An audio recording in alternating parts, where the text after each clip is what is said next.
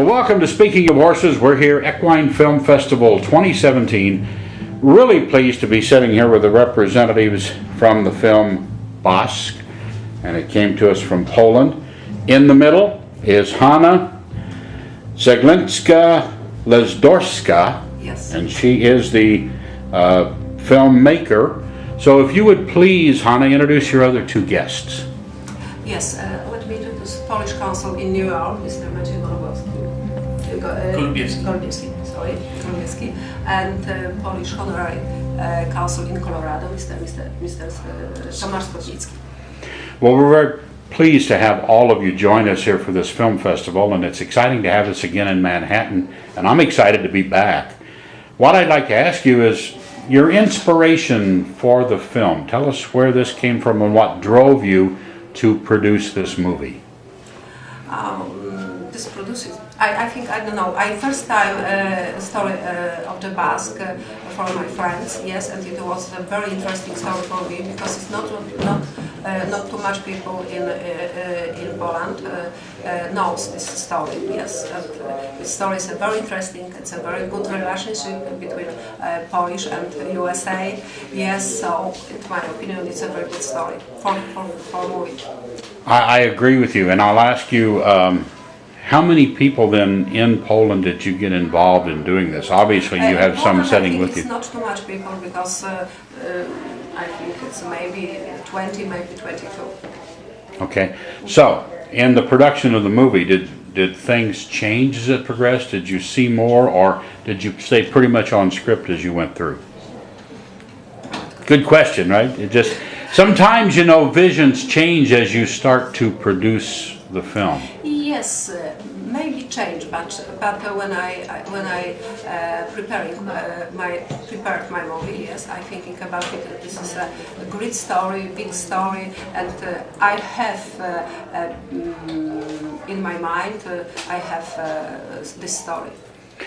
You know, also it's very nice to have the representation you have here from the Polish Consulate, from the various dignitaries. So apparently they are all behind this film 120%, correct? It's our job. It's your job? It's our job to support anything. You know, you didn't have... It's of that great quality as the movie that we just saw, and the story itself. So. Okay, that's an interview question of, you know, it's my job, I gotta do it, right? No, it's a job I do with pleasure. It's a job you do with pleasure, right? Now, do you all reside in Poland? Do you reside here? How does this work? Yes, I'm in Poland and the USA too, okay. And sometimes in desert in Libya. Okay. Do you anticipate more films like of this nature, or have you done more films of this nature that we don't know about? No, this is my first film about the nature. Okay. Yes, ask your question. So I would like to ask our guests here, first of all, were you familiar with Basque before you came here? Not really. Not really. It's new to me. And were you familiar? I'm the one probably who remembers Basque life. And what is your I'm a memories? breeder of Arabian horses by trade. I became a semi-diplomat right now, but I think Basque was the first Polish diplomat who made such an impact on America and US breeding and recognizing Poland as the country where the Arabian horses come from.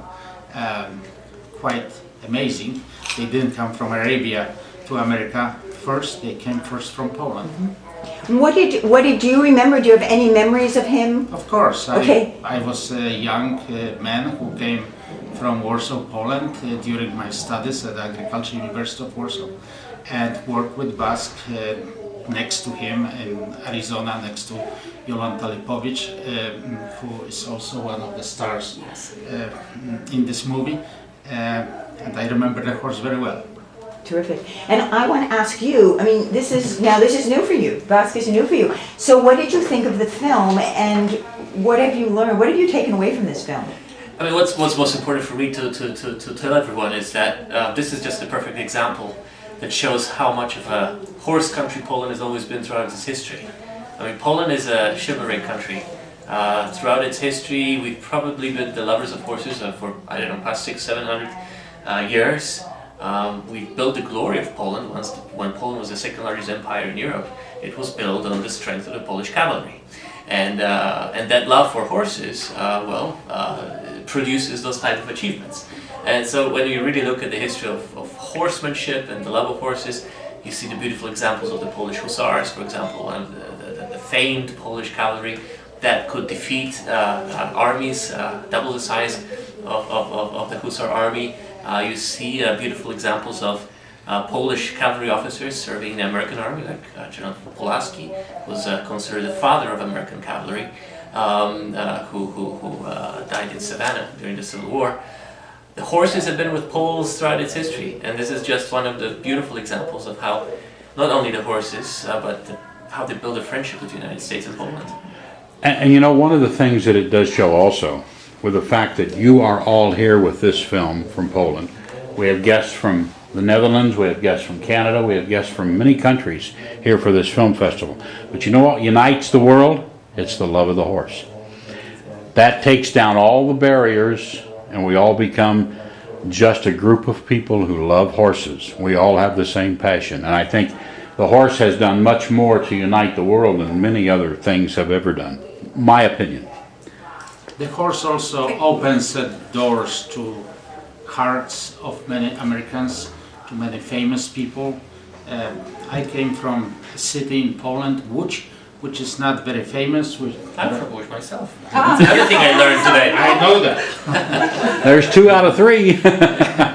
Well, which was famous only for one thing, which was Polska Szkoła Filmowa, the film school, Yes, it's a very famous.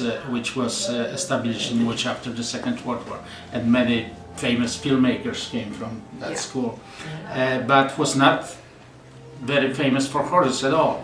And I was able, because of the Arabian horses, because being involved with the Arabian horse, to go to places like Arizona, to Abu Dhabi last spring, came to United States and ran big ranches and worked for Janów Podlaski, the most famous farm in the world at that time. Meet Dr. Lacroix, worked with Zinan and Jola Lipowicz, and meet famous people in America like Mike Nichols. Here in New York, I was invited by him to a music hall he directed on Broadway, Annie, and the invite of the director of this music hall. I was able to meet and speak to the President of the United States, Ronald Reagan, because of horses.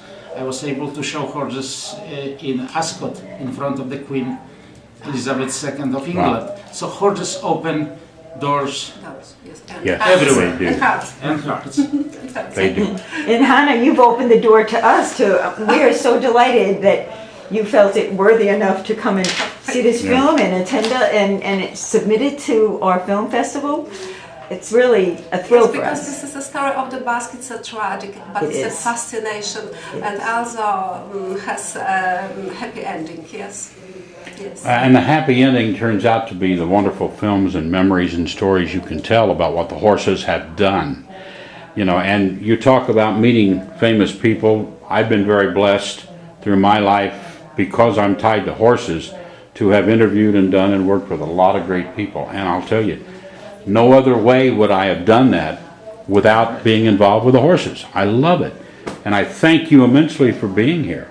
You're very welcome. Yes. As Mike Nichols put this one time, horses, Arabian horses, are a living form of art. The only thing, the art doesn't multiply, the horses do. It's true. Thank you so Hey, much. we thank you all very much, and we look forward to you bringing another film back. Thank We you. do. Very welcome. Great. Hey, Wayne Williams, speaking of horses, guess what? We are still here at Equine Film Festival. But you've seen enough of me. We're just going to put the nice ladies on camera, okay? Christy Hanna is our guest. She has a film here, and the film again is Good night, ladies. Good Night, Ladies. Now, Christy, first of all, tell us where you're from, and then tell us what inspired you to do this film. Okay. I'm from Unionville, Pennsylvania, and my film Good Night, Ladies is a 37-minute documentary entirely shot on film, interspersed with archival footage from the 30s and some animation. My grandmother, Nancy Penn Smith Hannum, was at one time the world's most famous master of foxhounds. She hunted a pack of arguably the best foxhounds, certainly in the United States and internationally, for over 65 years. And the film is a story of how she came to be. Gosh, what inspired me to make the film? What wouldn't have inspired me to make the film? When I was growing up, I had never introduced myself ever. My grandmother was so famous that at 28, at a dinner party in Rome, Alfred Hitchcock heard about someone in Unionville, Pennsylvania, who had the fastest pack of foxhounds and rode the biggest horses, and he came to Unionville to make the film Marnie, which actually wasn't very good, but, well, it is campy, good. So Tippi Hedren and Sean Connery, etc. That's not in my film, but it's just trying to give you an example of who this young woman was. She cared nothing for Hitchcock, actually. And she cared much more about, you know, rivers and fields and keeping the land saved. Where I live in Unionville, Pennsylvania, I don't know if it was what newspaper, the Inquirer probably called it the black hole, because when you fly over New York and Philadelphia, suddenly there are no lights because there's so much open space, all due to fox hunting. But really, it was very hard to make a film about someone that famous. She was always breaking bones. She broke every bone in her body except for one leg. And she was very charismatic. When we were making the film, my God, she almost killed the film team driving this battered old Jeep.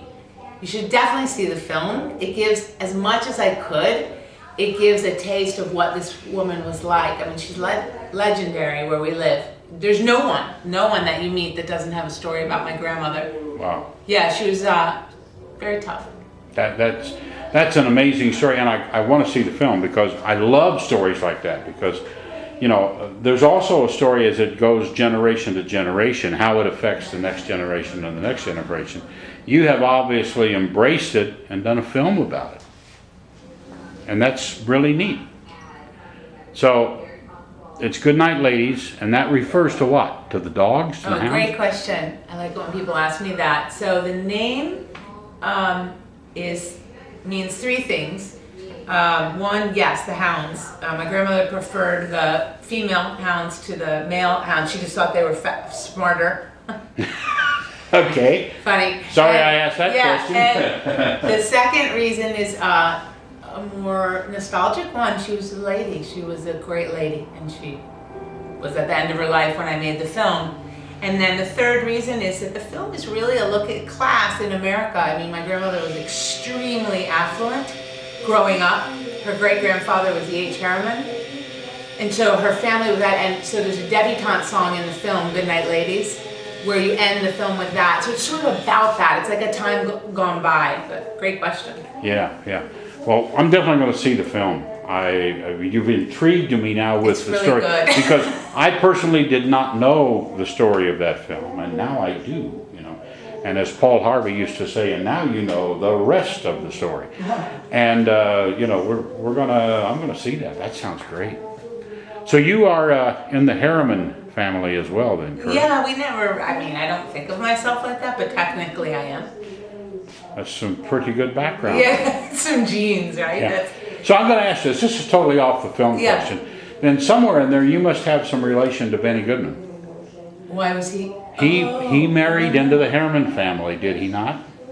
Yes. That's what I thought. But Okay. I don't know Trivia question how. 101. Yeah, well then, right. There's lots of Harriman lore with Pamela Harriman Right. and Churchill and all that. But anyway, my grandmother, you will feel none of that watching my film, really. Right? I don't think, except for you hear about Harriman and the railroad, and it's a good little film. It's a real piece of history. It's not just a granddaughter, this is my famous grandmother. One, it's gorgeous, all shot on film. It's a movie.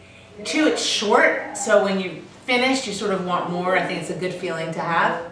And it captures her, I don't know, the best I could. Intriguing thing about my film, and then maybe we should stop, is it begins with an obituary, my grandmother's, before she died. Oh, really? Yeah. Okay. Don't give away trade Great secrets. beginning. Yeah. She reads it. I will tell you though that the one thing that you're bringing out here to me is here's a woman who became very famous and who obviously didn't really care about being famous. She cared about what she was doing. Yeah. The fame just followed her, but that was not her ambition. No. Her ambition was what she was doing, and that makes a great film. Yeah, you'll see that. Yeah. Well, thank you very, very much. Thank you. Thanks for joining us. Okay. We're here at Speaking of Horses, more from the Equus Film Festival coming up. Hey, it's Speaking of Horses. Wayne Williams, we're at the Equus Film Festival. Two wonderful guests here from up around Newport, Rhode Island, New England area. Kevin and Jason are my guests, and they've produced a film that's debuting here at the film festival, and it's about polo. Now, what's the exact name of the film? Sacred Ground. Sacred Ground. 25 years of Newport International Polo. Wow. Now, we were talking before we went on camera. You gentlemen don't really play polo, but you love polo. So tell us, in watching polo matches, why you came up with the idea, let's do a movie about this. Well, it's about the entire experience. It's the tailgate, it's the athleticism, because they really are tremendous athletes. And it's a lot of fun, but I think most of all what we really liked was the connection between, you know, man and horse, man and women and horse, the players and the horse. And the way that they, in unison, it's unlike any other sport where you have an animal and a human being in unison playing a game. Yeah, I agree with that, because, you know, and really and truly, your people playing polo have to be pretty good riders, because there's a lot of fast movement there. I mean, you don't just kind of get on and nurse your way through that.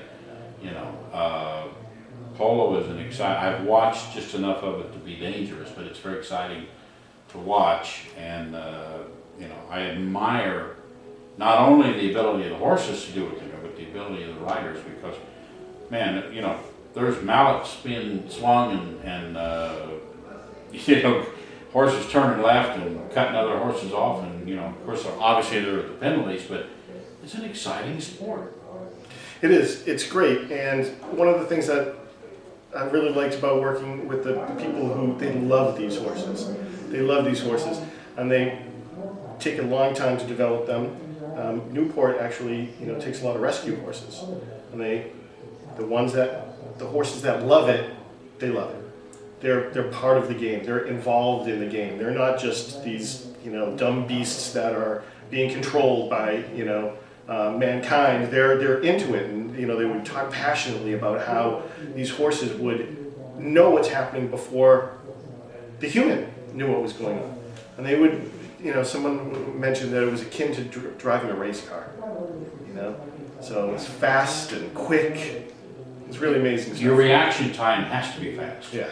Has to be fast, has to be quick, and the horses get to know it, and they see they got to go that way.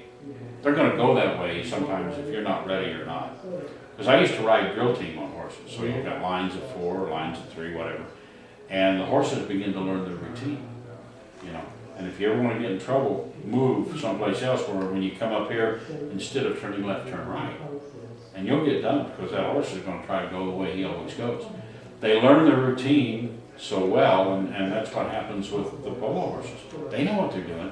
If they see the action go that way, they're going to go that way. If you're not ready for it, you've got to be right on top of that game the whole time.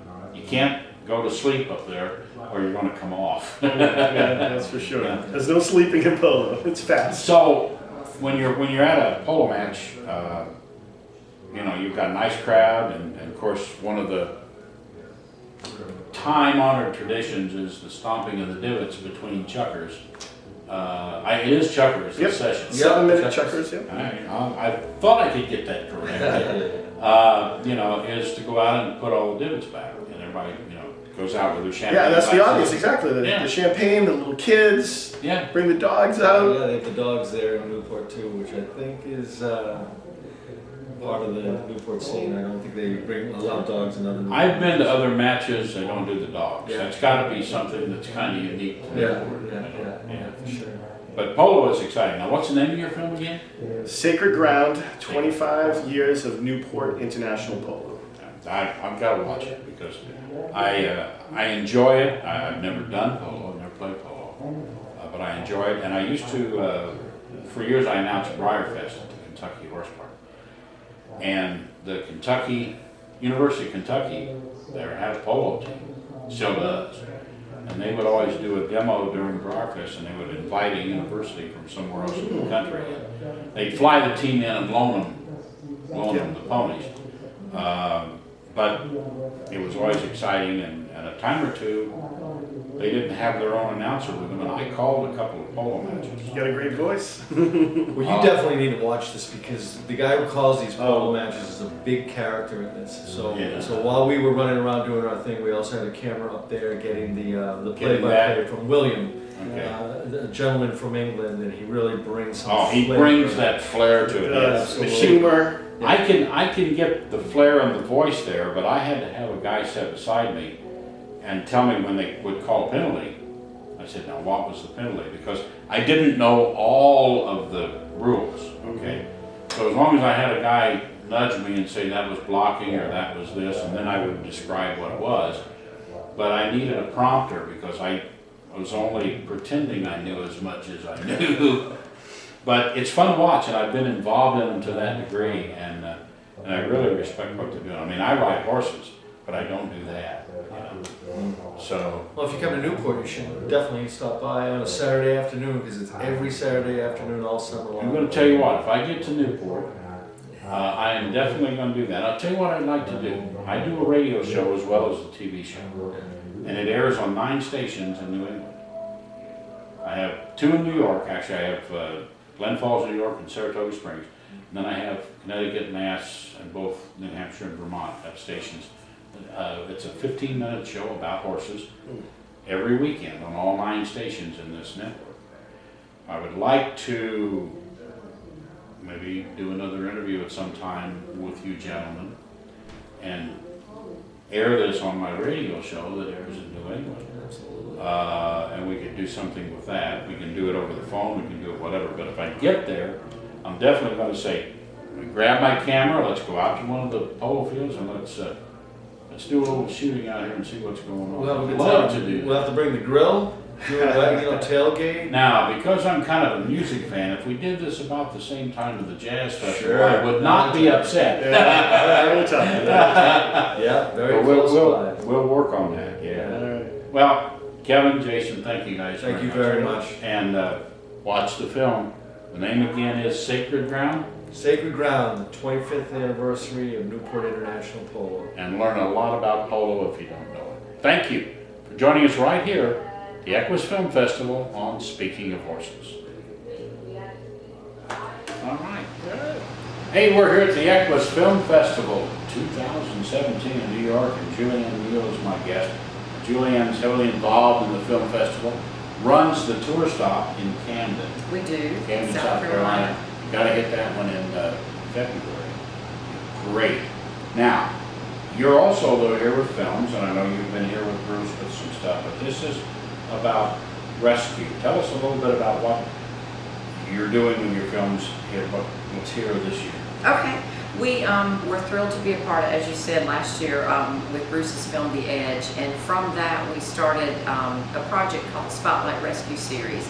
And so the first film was a film about Bruce and rescue with a situation in Camden where we had a client who came in and had rescued a horse from the auction, from the kill pen, and needed some help. And so Bruce was thrilled to come in and work with her a good bit, and just had a great result with that. And so we made a short film, and through a conversation I was having with Lisa over the summer, it evolved to go ahead and start some PSAs with my students. I teach theater, I'm an arts coordinator in a school district in South Carolina, and with my students we started some PSAs on rescue, and we fit those all together into a series.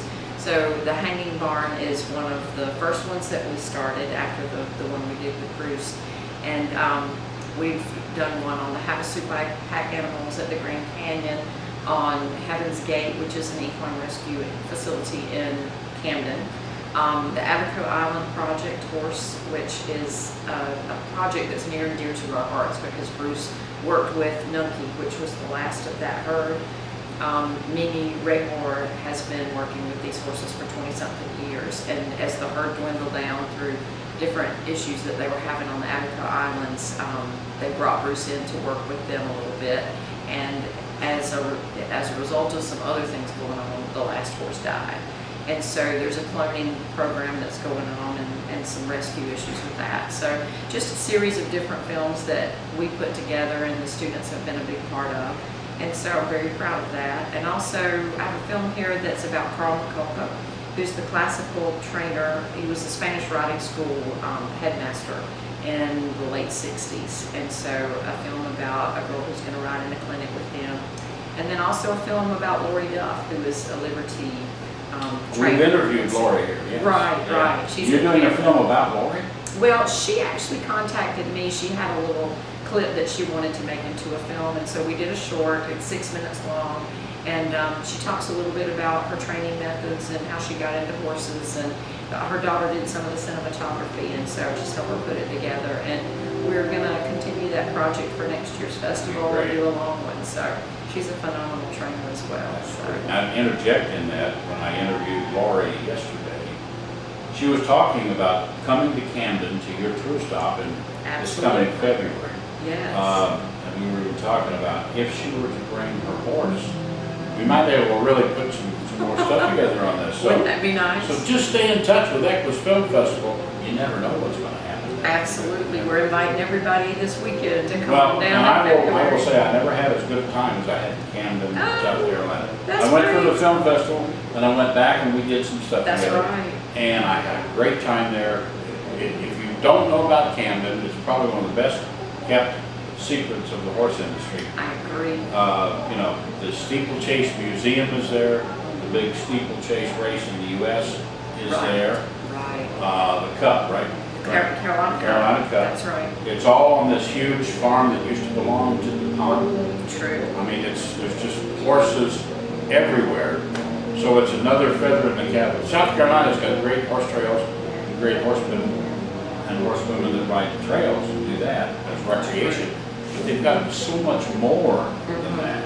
It's a very diverse equine community, and like you said, the steeplechase capital of the world. And we're planning, the film festival happens end of February, and through March we're hoping to have a series of equine events, and then we'll end at the end of that month, beginning of April, with the Cup. So that will be the culminating big deal. So a lot of people working on that. Well, thanks for joining us. Thank you. We're thrilled to be here. Go to Camden. We'd love to see you. Equus Film Festival 2017 now, but that'll be February of 2018 for a tour stop. Hard to believe. Thank you. Thank you. Thank you.